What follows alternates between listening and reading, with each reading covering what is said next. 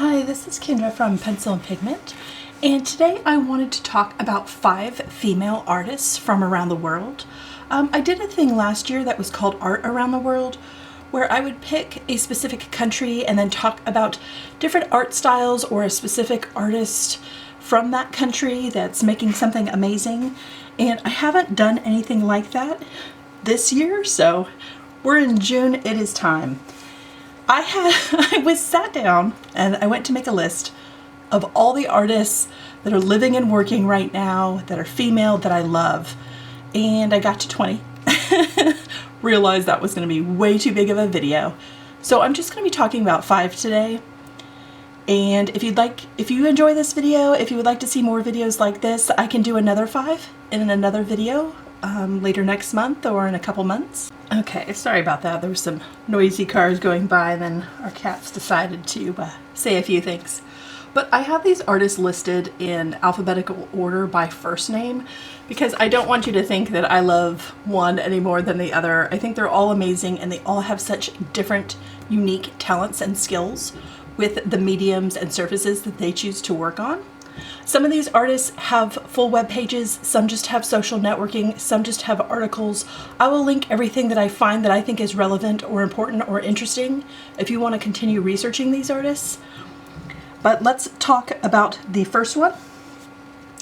Her name is Dain Yoon, and she is South Korean, and she uses her face as a canvas to create.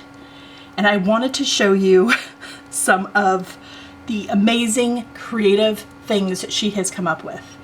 So the first one is a landscape where she is in front of another, like, I think it's a traditional landscape painting, and her face is the waterfall. There's a pool of water that looks like a jaguar of the jungle, and even her hair is colored to match the sky as it is a sunset.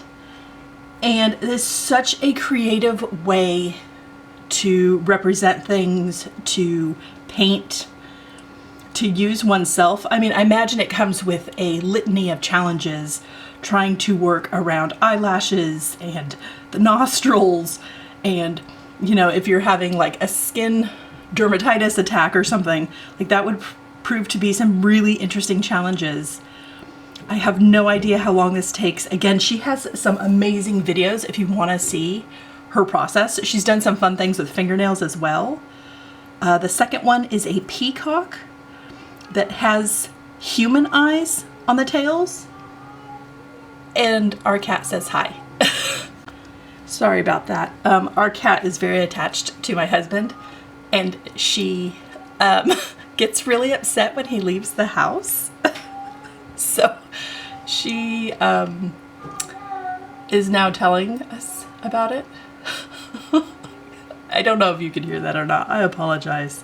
Anyways, I absolutely love peacocks. I think they're a stunning bird. Magpie!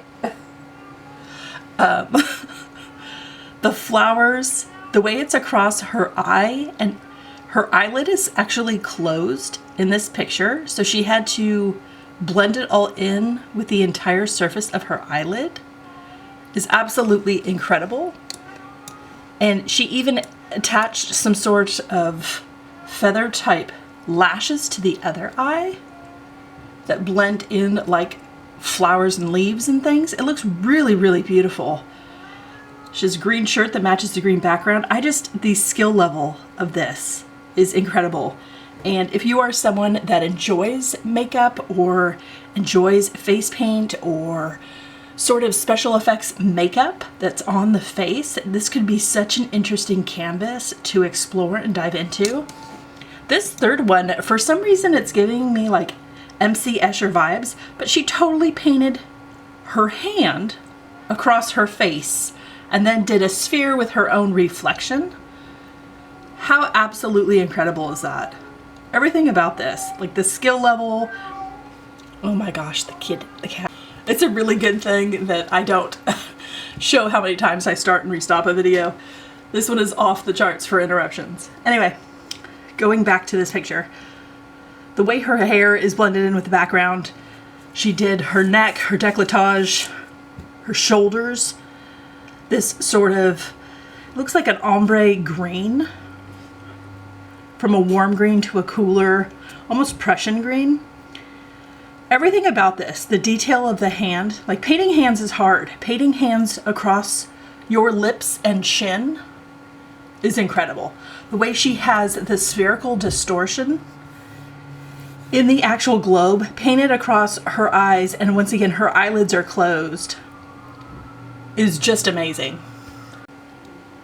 The last one I wanted to show you that she did is her face with emojis and sort of notifications from different social networking things. There's like stars, there's faces.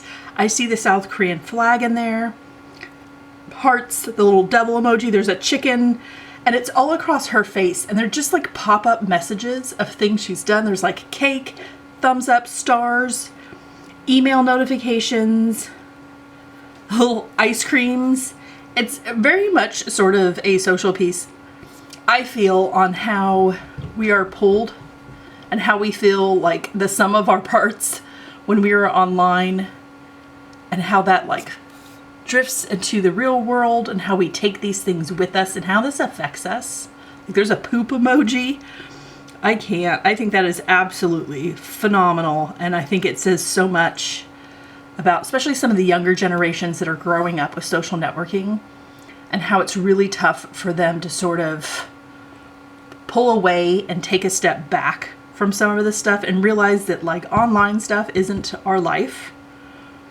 Like there's a whole real world out there, and just because people say things doesn't mean that it's true. Like people troll and stuff like that.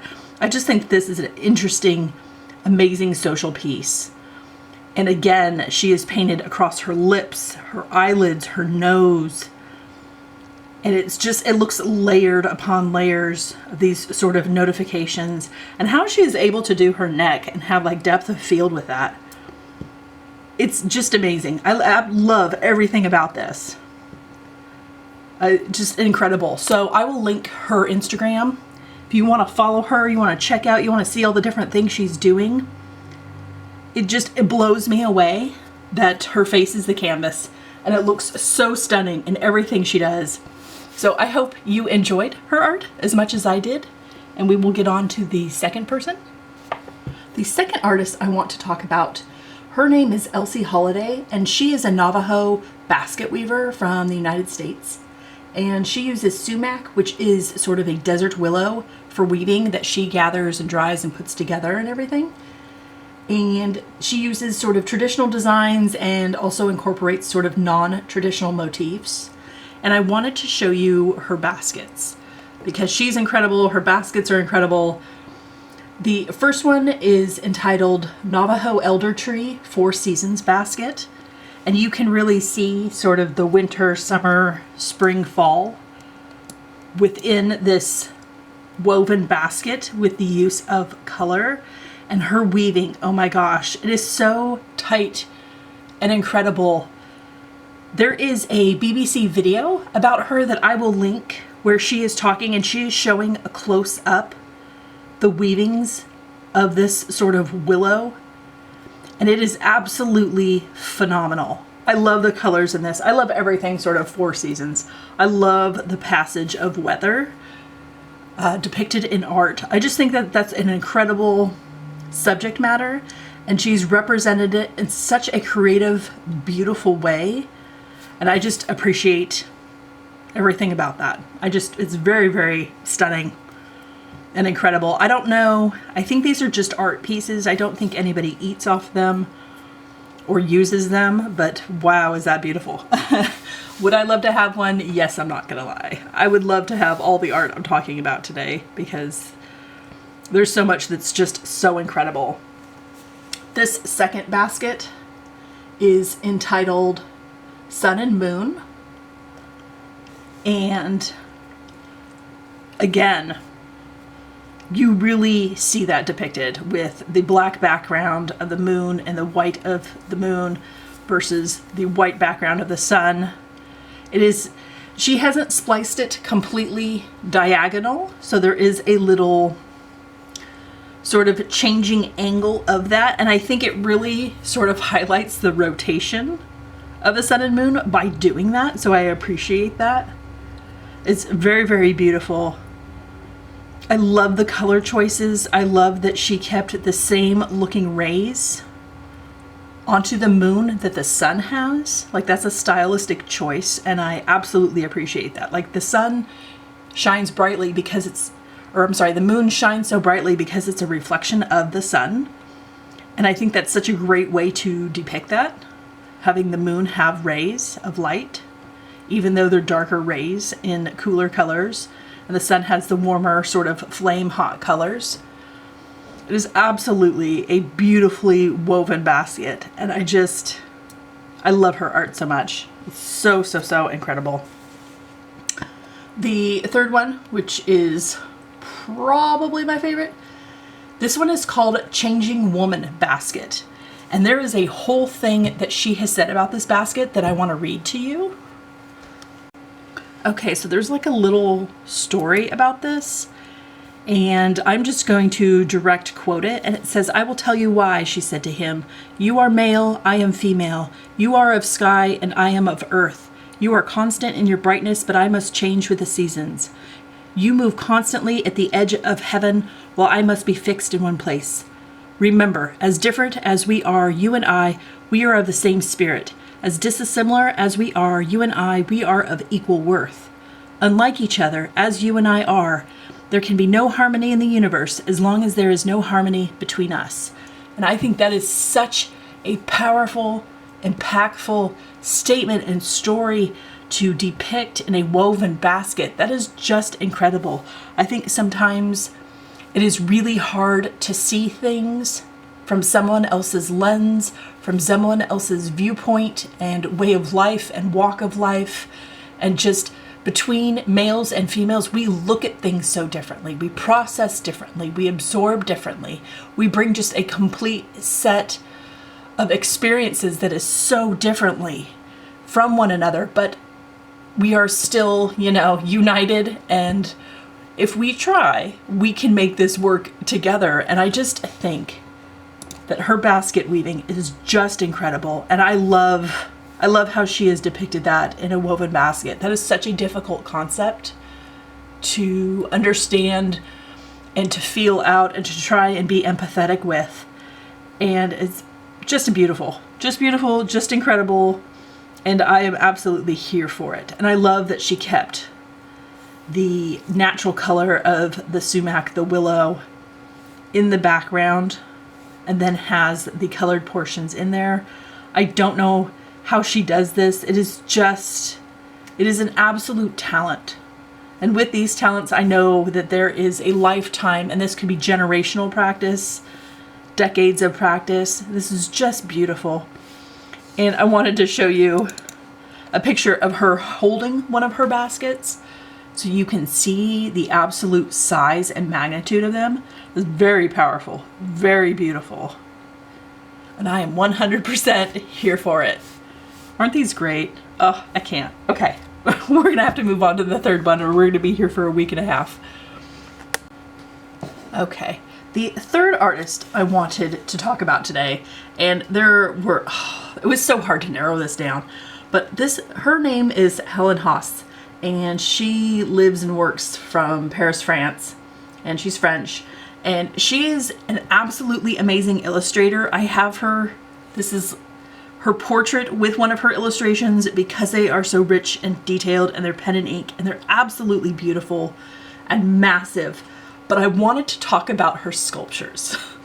Her sculptures are absolutely next level, and she is on Instagram talking about them, showing them her whole process of the illustrations and sculptures. They're just, I can't. So she did this series, and it's called Hell Hath No Fury. And they're hand painted in a Delft blue style of ceramics. And they're weapons. And there's a whole thing she wrote up about these that I want to read to you. Okay, so this is a direct quote from her webpage in regards to this series of sculptures.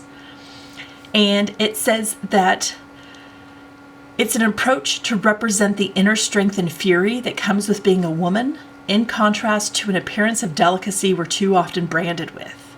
Women have repeatedly been construed as the weaker sex and are regularly being preyed on or diminished in some way or another.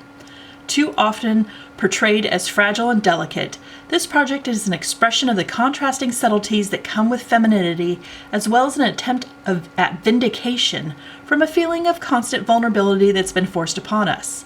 It's about inner strength, fury, and empowerment. And I am 100% here for all of this. I absolutely can't. I've tried painting on porcelain and ceramics. It requires skill, it requires talent, it requires such practice. I can't with this. One, I just love blue. One, I love the entire thing behind this, and the fact that she was able to put these ceramics together and be a great painter, like, it's just not fair. I love it. It's so much talent. And everything is beautiful. And I just need a battle axe. Like, I don't know how to... Honey, the company's coming, grab the good battle axe. I need one. And she went to an armory in Paris and like made a mold of this double-edged battle axe. So she can make this whole thing. And here's a picture of it drying. Her Instagram shows it like drying on her patio, which is incredible. The flowers, it's just a floral motif, and I just love the juxtaposition of weaponry and florals. I'm just here for it. Like, I know the inner strength of women. Women are amazing, and I love that she did this huge ceramic thing. I just love this. For so many reasons. I can't. It's... Oh, women need weapons too. Like symbolic ones, you know? And I just think every museum should have one of her pieces of weaponry to represent women and how we feel sometimes. And just, we're not the weaker sex. That's not a thing. Don't do that. And I love that she made a piece about how women feel sometimes, about how we're treated sometimes, and everything about this, just standing up for women and doing it in such an imaginative, creative way, just speaks to me on every level as an artist and creator. Like, I love this. Oh gosh, I really wish that our local museum could buy a piece of hers and have it as part of their permanent collection, because I want so much to see one of these in person. Like, I can't. I will link her Instagram so you can see her amazing illustrations. You can see her process for these ceramic pieces as part of this group of art that she put together. And I mean, the spikes, I just, it's amazing. I love it. I get that it's not for everyone. It doesn't have to be. It's art. Art is subjective. It may not speak to you at all. You may think it's in poor taste. Like, these are the things I love when people go to make a statement behind something that's important to them, and they do it in such an imaginative, creative way to get their message across. I think that is so impactful and powerful, and it can be so satisfying and empowering to other people that view it and see it and need that message. So I'm here for this. Let me get on to the next artist. All right.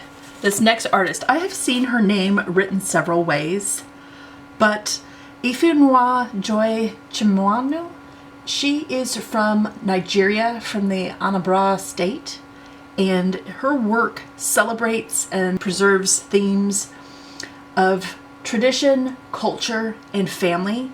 And she does these huge, massive charcoal graphite pieces that are absolutely stunning. They just blow me away. They're bigger than a yard, a meter. They're over that size square. Like, they're huge, huge pieces. And I'll show you one of her sort of in relation to one so you can get an idea of what that looks like. The first piece is entitled Abundance. and it is hands holding shells, and it's so beautiful.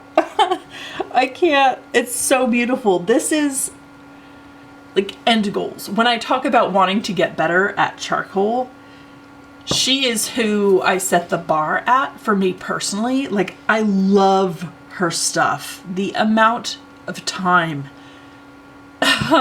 skill, talent, blending.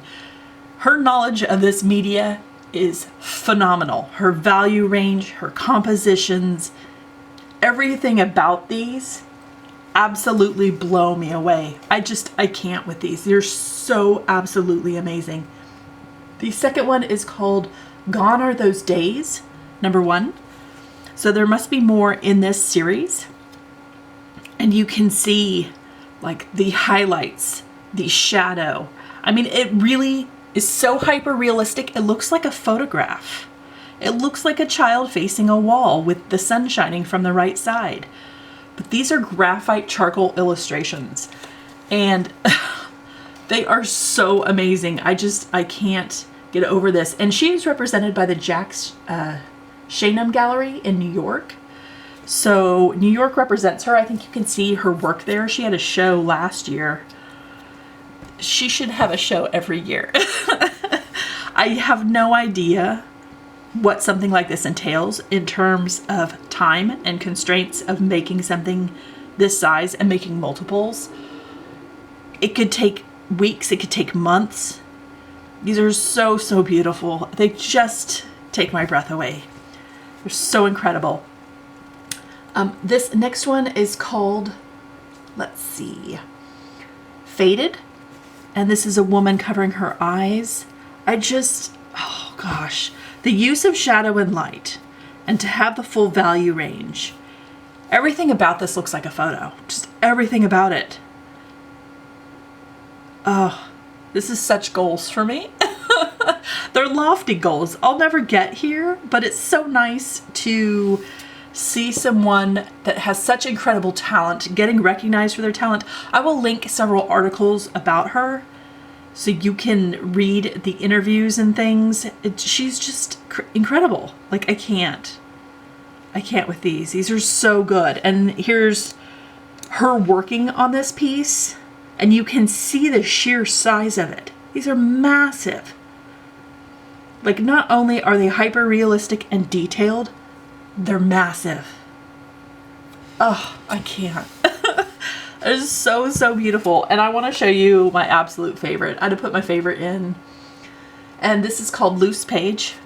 And it's a woman weaving, and just like her facial expressions, the shells in her hair, the project she's working on, everything about this. I mean, you really get a sense of way of life, of culture. It's so rich and so beautiful, and I am just here for it. I would love to see this in person. I would love to look at it up close and make, docents angry. Like, I would just love to see this with a magnifying lens. I would just love to stare at it for hours. Like, I just think this is one of those pieces that you can take a step back and appreciate it and see something. And then when you step closer, you see something else and can appreciate that portion too. There's so much to see in this. And I want to see it up close. I need to figure out how to get to New York. Gosh, she's talented. Oh, I can't. Isn't that beautiful? Okay, I had to share her with you. I had no choice. Oh, that's my favorite. It's so beautiful. If she ever decides to make a print of that one, I need it on my wall. It's just absolutely incredible. All right, the last artist I wanted to share with you today, her name is Kudzanai-Violet Hwami, and she is a Zimbabwe painter who lives and works in London, England. So she primarily does oils on canvas that are massive in size. And an article sort of called her work a celebration of Afro-punk and the LGBTQ plus community. And I'll link a short YouTube video that has her talking and narrating. I'll link articles that are written about her. And her work very much explores sexuality, race, and gender. And I just wanted to share them with you. because I think they're an excellent use of composition, of subject matter, of color theory. There's so much to look at in her art, and I love everything about it. So the first one is called Family Portrait, and I love that it's a mom. She's barefoot, she's holding her child, she's in purple, the background is yellow. Those are very much complementary colors. I love that she's off to the side, she's not in the center focus of the portrait. The child is more of the center focus. I love that that statement is in there as well. Like, everything about this has been so carefully put together, and I will show you for size. I will throw up here the sheer size. So here she is standing next to this portrait. So you can see how absolutely huge this one is. I love that the yellows are brought into her dress to tie it in. That you get the sense of life and nature, but it's not the main key component. It's not what's important. It's just reiterating life and renewal and birth. Like, plants are constantly putting out new leaves and trying to shoot off babies, and I just think that that sort of reiterates the main subject matter of a woman and her infant. And everything is so beautiful. I love this. It's such a beautiful piece. This is another one I would love to see up close, like the patterns and the designing. Like, I just love her use of color. Like, she is not afraid to use color in her pictures. Like, there are little color splashes on the child's cheeks. And I just love the creative use of different spot colors like that. It just shows an excellent understanding of color theory. This next piece is called Family Portrait. And you get sort of the negative reverse, like an image negative reversed on the wall behind them. So it looks like a couple and a couple of their children. And then in the background, it's the negative reversed. Maybe it's a different generation. Like, there is something being said here in this painting. Like, there is an absolute message. And here we have the orange and the blue in the background that are very much complementary. We have the family, the main family, directly in the center. And there's something being said here with the reverse that's laying on top. Like, I love the juxtaposition. It almost looks like they collaged sort of a color negative on top of this painting. That's how she chose to paint this. And then one child's face is scratched out. Like, there is just a lot to be said, and he does not look happy. Like, this is a family portrait, and the mother's eyes are closed. Like, there is just a lot being said, and I think that in terms of family portraits, this is a very powerful one that's trying to say something. And it's not saying it directly to me per se. Like, I don't know this family, I'm not related to them, but I'm getting some of the messages from the body language that was painted and the double exposure of the other picture on top in the right corner. There is a lot going on, and I just think that that's very powerful. I think families can be a very powerful, difficult topic. And when they are chose to be represented, like, you look at a bunch of the family paintings and things through royalty, through like the 1700s, 1800s, when they had their family portraits done, and they were so carefully crafted and choreographed with their most expensive clothing to make sure they were holding some very expensive items that nobody else could afford. And those were so put together and so stylized so specifically that this one is kind of the opposite of that. Like, very specifically, the mom's eyes are closed and the child is kind of looking off center and another child is crossed out. Like, this is the antithesis of this. This is the realistic version of family portrait to me. And I love it. I think it's amazing.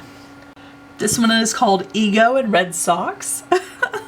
I love this. This is oil and charcoal on paper. And I think that's amazing. There's kind of a forced perspective. There's some really interesting things going on with this one. And Obviously the face and the person is the one that the main idea has been, the work has been done on, and sort of the background is a little more loose. The chair she's sitting on is a little more loose. There's bananas. This is just very cool. I just love this so much. Just not afraid of color, not afraid to try things. Her work is very powerful. She does a lot of nudes. I will be linking her Instagram. Just know that those are up on there. If that type of art makes you feel uncomfortable, then I would say don't head over to her Instagram. I'll be showing one that's sort of very carefully covered up. But since sexuality is a big part of her art, I did want to show something. And this one is called The Egg. And it's just so interesting. The body position, the things placed into this painting. There's some messages going on. Is this a man with a beard? With horns? I don't know. Like, I would have to ask the artist herself and be like, tell me all about this. I would love to know. This is incredible. I think there's so many ways to portray and try and understand sexuality for yourself personally, as well as for trying to understand your friends, your family, people in your community. I think it's very important that we see art from all perspectives and all backgrounds to challenge our way of thinking, to help us understand and be empathetic to other people's lives and their experiences. And I think this painting does that. It kind of puts to the forefront, hey, this is not you, this is not your experience, this is this person's experience. Look at it. Look at it. What do you see? How does this make you feel?